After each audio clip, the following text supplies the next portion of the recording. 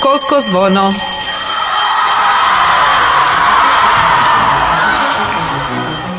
Emisija Srednje škole Ivana Lucića Školsko zvono nastala je uz podršku Centra izvrsnosti Splitsko-dalmatinske županije. Dobar dan, dragi slušatelji. Ja sam Roko Mamut, a vi slušate vijesti Srednje škole Ivana Lucića.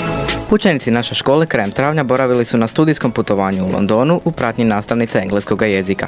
Tijekom boravka učenici su imali priliku upoznati brojne kulturne i povijesne znamenitosti, ali i usavršavati znanje engleskog jezika kroz svakodnevnu komunikaciju i stvarne životne situacije. Osim edukativnog dijela, putovanje je bilo ispunjeno novim iskustvima, druženjem i stvaranjem uspomena koje će učenicima zasigurno ostati u trajnom sjećanju. Učenici trećih razreda gimnazije danas su sudjelovali na svečanom otvorenju Festivala znanosti Split 2026. održanom ispred zgrade triju fakulteta u Splitu. U pratnji nastavnice Urse Barišić i psihologinja Emanuele Ujević-Vukić, učenici su imali priliku upoznati bogat program ovogodišnjeg festivala koji se održava pod temom energija. Festival je i ove godine okupio brojne znanstvenike, edukatore i ljubitelje znanosti, a učenici su kroz zanimljive sadržaje i aktivnosti napravili prve korake u istraživanju različitih znanstvenih tema. Učenici prvih i drugih razreda smjera ekonomist i referent za poslovnu ekonomiju sudjelovali su u terenskoj nastavi u Bife Leptiru, društvenom poduzeću koje djeluje u sklopu udruge TOMS. U okviru predmeta društveno odgovorno poslovanje i uvod u poduzetništvo, učenici su imali priliku upoznati primjer društvenog poduzetništva u praksi te saznati kako ovo poduzeće uspješno povezuje poslovanje i društvenu odgovornost zapošljavanjem osoba s invaliditetom. Kroz razgovor s predstavnicima udruge, učenici su se upoznali s izazovima, ali i mogućnostima koje pruža društveno poduzetništvo te razvijali svijest o važnosti inkluzije i jednakih prilika za sve. U sklopu projekta Kairos na mreži, učenici 3. A i 3. D razreda posjetili su kulturni centar u Kaštel Lukšiću gdje su pogledali predstavu Djeca raja. U pratnju stručnih suradnica škole i nastavnice Jelene Čarije, učenici su imali priliku pogledati predstavu koja kroz stvarna iskustva mladih progovara o vršnjačkom nasilju, odnosu nasilnika i žrtve te ulozi škole, obitelji i društva. Snažna i emotivna izvedba otvorila je važna pitanja o posljedicama nasilja, empatiji i odgovornosti svih nas u stvaranju sigurnijeg i podržavajućeg okruženja za mlade.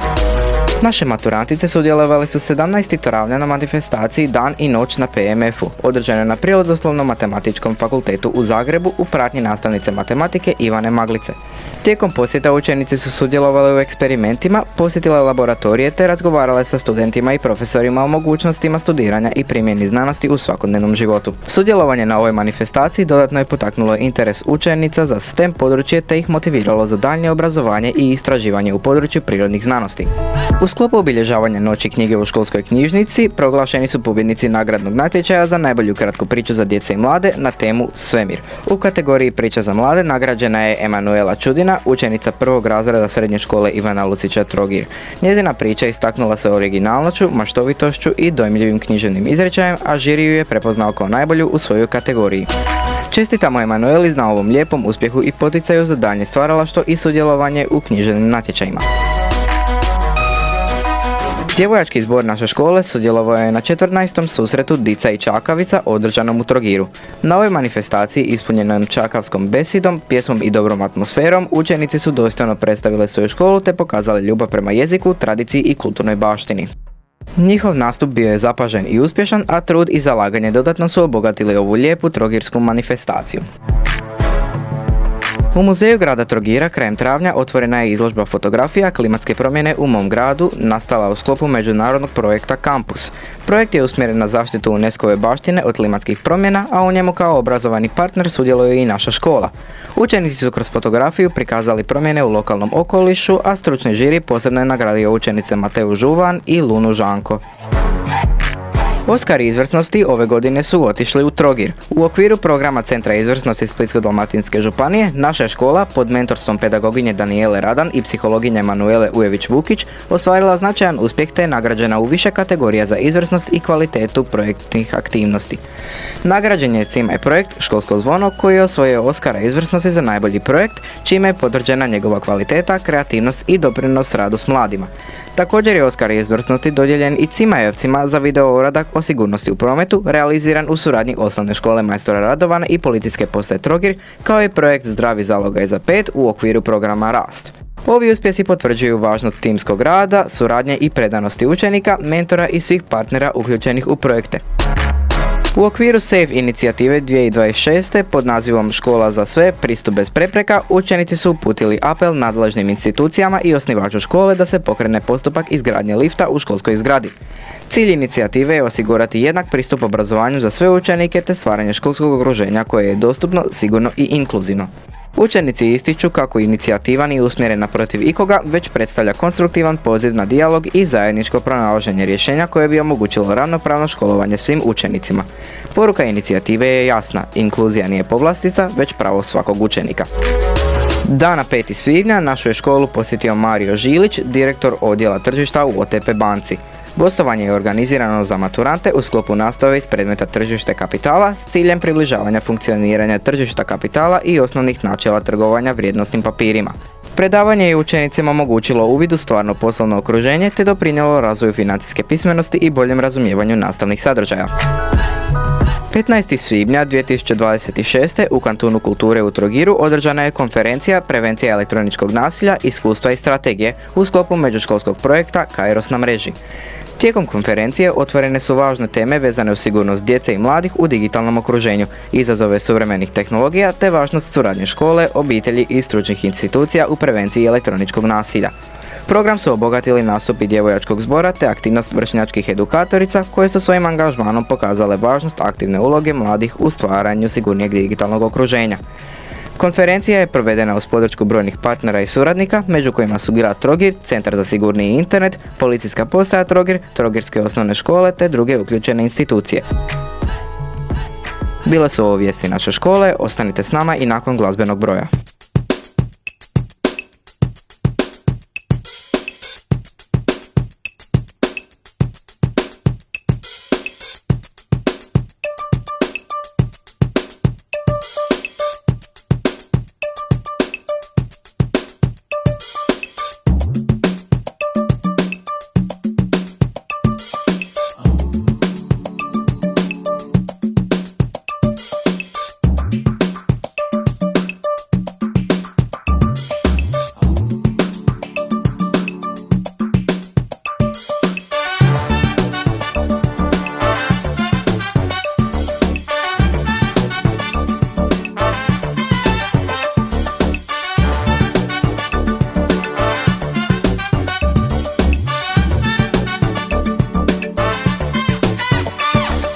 Noći plameno crvena,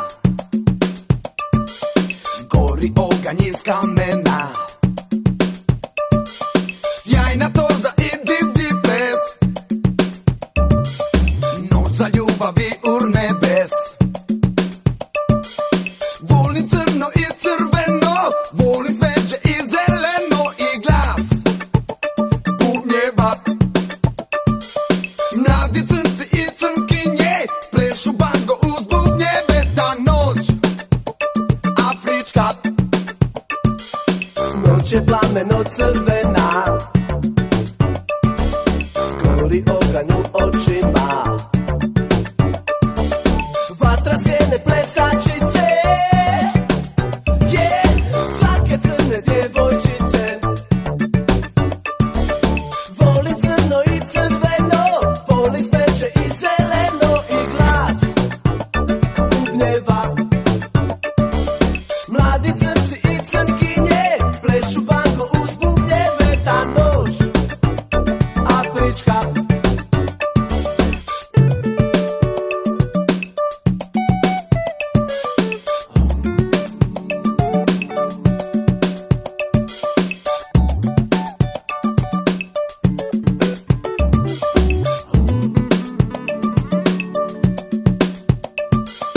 snažni krivci iz prašume,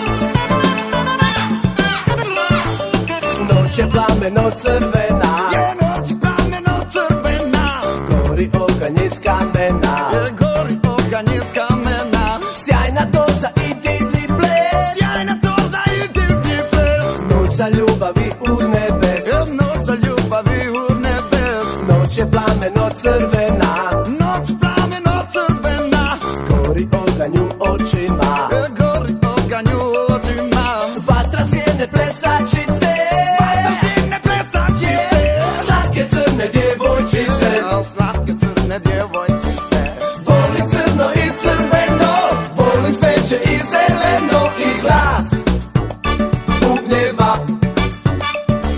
Mladi crnci i crnkinje plešu bango uz bubnjeve, ta noć afrička.